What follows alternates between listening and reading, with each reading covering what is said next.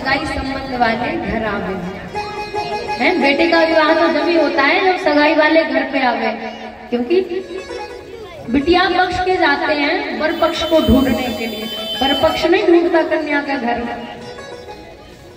अब कोई आवे जब तो सगाई संबंध की बात आगे विवाह तक पहुंचे। बोले क्यों नहीं आ रहा कोई? इसीलिए नहीं आते, अब उनके रिकॉर्ड पहले ही से खराब है महाराज, हैं जो तनिक से माखन के पीछे और गोपियों के सामने मटकते डांस करते नाच करते, तनिक से माखन के पीछे उनके साथ कौन अपनी कन्या का विवाह करते।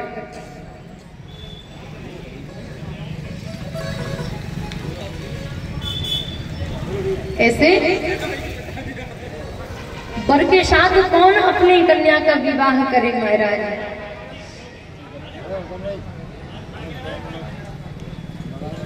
जिनका रिकॉर्ड पहले से ही खराब हो उसके साथ अपनी कन्या का विवाह कौन कर दे?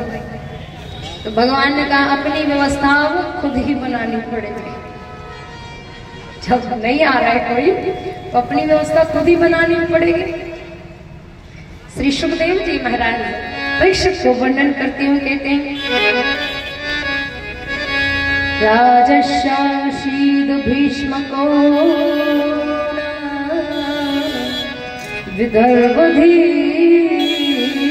विदर्भधीपतिर्महान् तस्य पंचाभवन पुत्रः कन्यका च वरानना।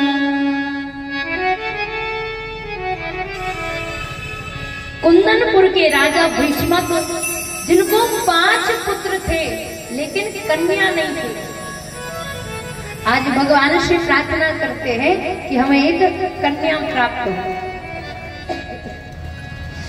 आज जैसे ही सरोवर में स्नान करने के लिए जाते हैं भीष्मक जी, तो देखा कमल के पुष्प पर एक सुंदर सी कन्या।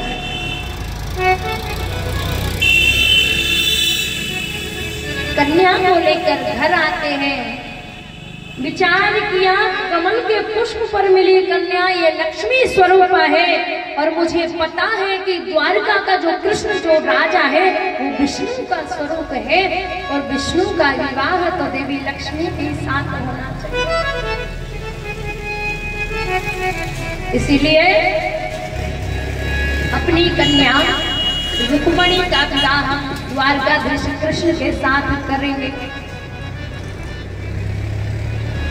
लेकिन रुक्मणी का भाई रुक्मी, उसका मित्र था शिशुपाल। आज शिशुपाल से रुक्मी ने कहा कि मैं अपनी बहन का विवाह तुमसे कराऊंगा।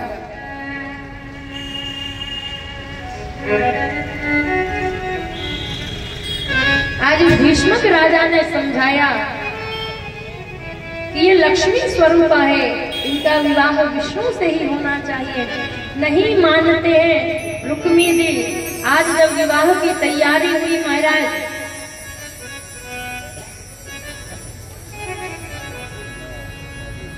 अब शिशुपाल दूल्हा बन के आ गया महाराज, सुंदर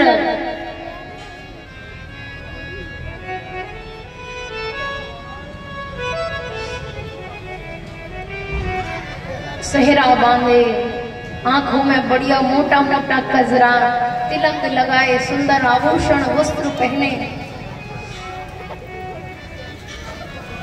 आज जैसे ही अश्व पर सवार होकर के कुंदनपुर में प्रवेश किया, भीष्म के भवन के बाहर विवाह की सारी तैयारियां। अब विचार करना, आज अपनी भाभी से भैया रुक्मणी जी कहती हैं कि हमें द्वारकाधीश कृष्ण से ही विवाह करना। देखिए प्रेम की पराकाष्ठा। अभी तक मैया रुक्मणी ने ठाकुर जी के दर्शन नहीं किए, केवल लीलाएं श्रवण की, और लीलाएं श्रवण करने से ही रुक्मणी जी को ठाकुर जी से प्रेम हो गया। ब्राह्मण के हाथों पत्र भेजा, ठाकुर जी ने पढ़ा, पत्र का कि जब आप कात्यायनी का पूजन करने के लिए आएंगे तब हम आपको मंदिर में मिलेंगे। आज संतुष्ट हुई मैया रुक्मणी जी और गौरी पूजन के लिए अपनी सखियों के साथ जाती है। देखिए रुक्मणी के भाई ने कितनी सुंदर व्यवस्था की। 10,000 दासियां बीच में रुक्मणी जी, 10,000 दासियां बाद में, 10,000 सैनिक सबसे आगे, 10,000 सैनिक सबसे पीछे, बीच में रुक्मणी जी चली जा रही है कि जय जय गिरिवर राज किशोर।